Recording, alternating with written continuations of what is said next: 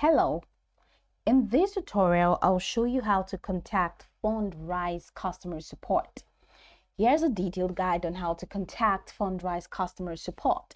The first thing to do is to open your web browser and go to www.fundrise.com.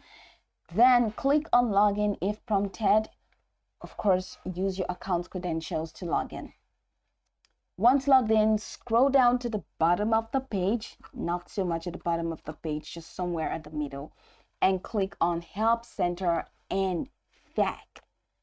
Go ahead and click on that, and that's going to take you into this page. In the Help Center, you will find a range of articles and FAQs covering common issues and questions. Use the search bar to find specific topics related to your inquiry. But if you cannot find the information you need, go ahead and scroll down until you find the Contact Us option. Click Contact Us, which should direct you to the customer support options. Now in here, we just have one option, and that's the email support. All you have to do right here is to enter your name, your email address, and a message.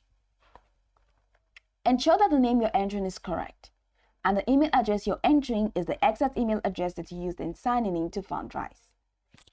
In the message box, you're gonna have to write a detailed description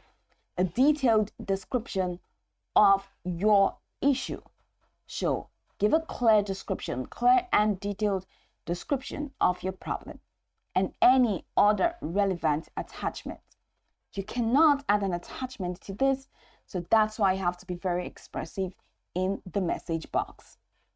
Once you're done, the send message button will be enabled. So click on send message.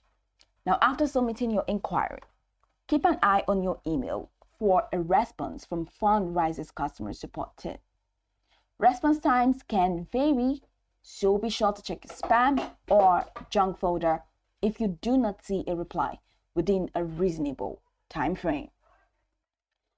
Follow these steps, and once you're done, you'll be able to effectively contact Fundrise customer support for assistance. So go over the tutorial from the top to the bottom to get acquainted with the steps, and once you're done, you'll be good to go. I hope this tutorial marvelously helped you search.